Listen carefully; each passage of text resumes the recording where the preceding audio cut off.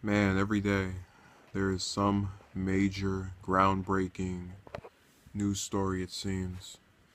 And this isn't necessarily, the biggest deal in the world in the grand scheme of, things. Not to say that one life matters more than another, but I don't see this as a major case that just gets widespread media attention. It's not like the Martin case. It's not like the Gray case. It's not like the Ferguson, catastrophe, the shooting, and then everything that happened after that. I don't see a major story occurring from this, but I'm covering it anyway. Videos of the fatal police shooting of an unarmed black man in a San Diego suburb were released to the public today, Friday. The release comes after protesters and the family of Alfred Olengo demanded to see a bystander's full cell phone video, from which a single frame had been released, showing the man in what was described as a shooting stance. A lawyer for Olengo's family said the single frame was selectively misleading to support the police version of events. Olengo, 38, was killed Tuesday by an officer who was responding to reports that a mentally unstable man was walking in traffic and behaving erratically. Occasion police released surveillance video from the drive-through window of a nearby taco shop and cell phone video taken by a witness.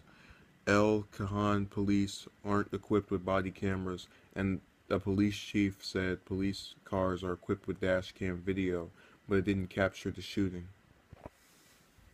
The video played at a press conference today showed Olengo walking erratically before being approached by two officers. It's difficult to make out the position of his hands when an officer fires. Olengo is seen falling to the ground.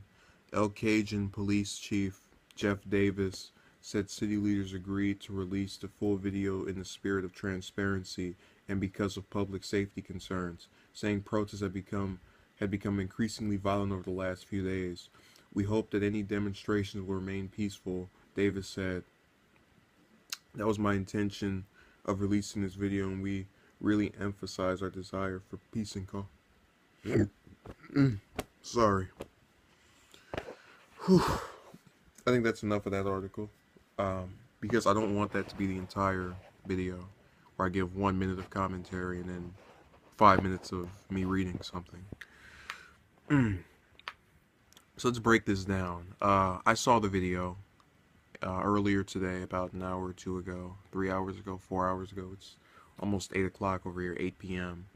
And I almost had no reaction to it, even in just sitting there and watching frame by frame.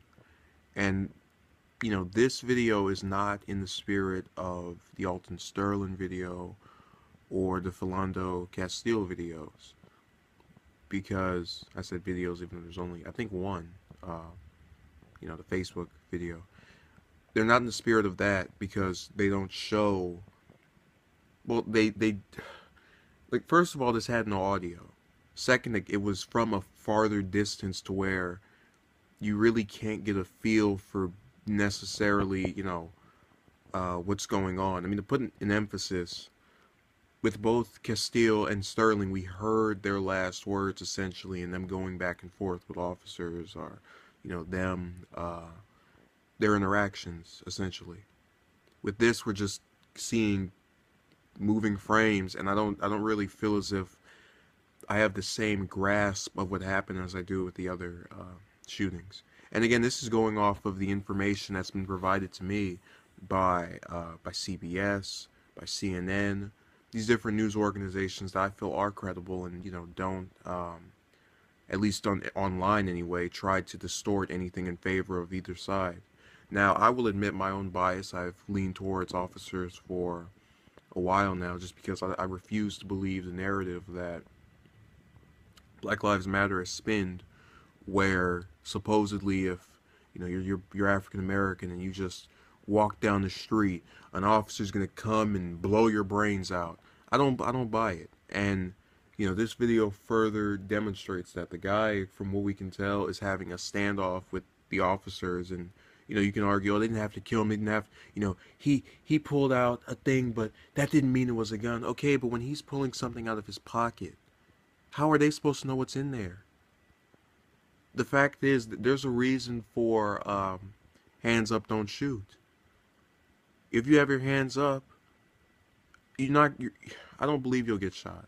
I don't, under any circumstance. If you just walk up to the officers and say, here, arrest me, hands up, you're not going to get shot. Because, no officer signs up, just even the racist ones, oh, I can't wait to shoot a black person. No, it doesn't, I don't think it works that way. So, going a little further into this was released according to the police chief, as you heard earlier in this video, to, I guess, quell the violent demonstrations. And it kind of irritates me that he would admit that, only because I know how this will be interpreted by a lot of those protesters, who I wouldn't be surprised if they don't even read this article, because a lot of people tend to be more interested in TV, and I just can go and select something and skim through it. They will instantly believe, or a good number of them anyway, will latch onto this idea that, hey, we protested, and we got that video out. That was us. Let's keep doing it.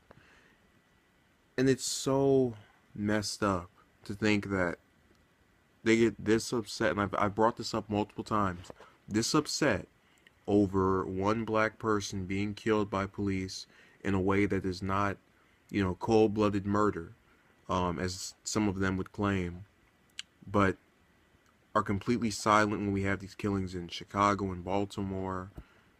It's incredible to me. But again, that's my fear of him putting out the video, that you will give them this idea that they're actually a positive change, that they're changing things in a way that is productive, or they're challenging the officers, they're standing against the machine.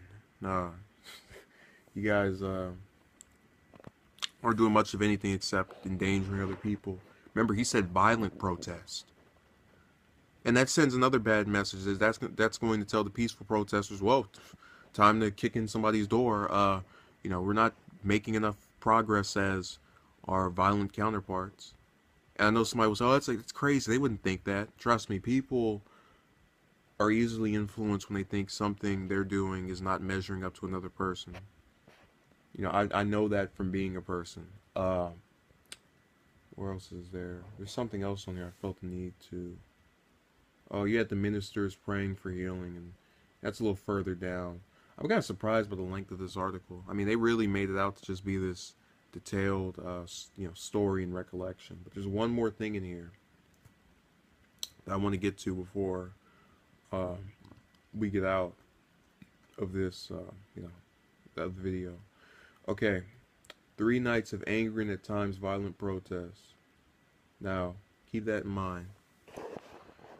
Do they have a right to be mad? Yeah. But, shouldn't be that one time or over this one incident in particular. Really, I'm just wondering what the purpose was of getting this video out here, because officers more than likely won't lie about this situation. At least that's and again, I acknowledge my bias towards cops.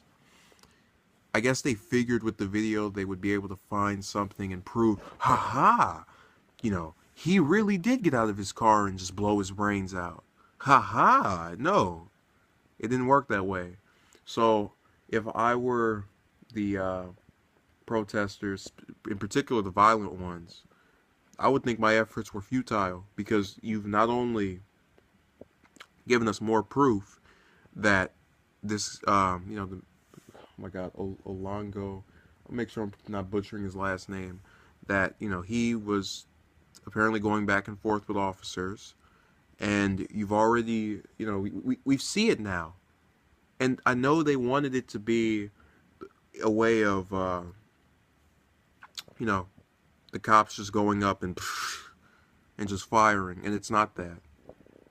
And it just disturbs me that I live in a country where the 10%, It's not even 10%. Let's say 1% of African Americans getting killed by cops is more important than the 90% that get killed by other African Americans to African Americans. Just don't care. Wow. Thank you for watching. Have a good day and be safe.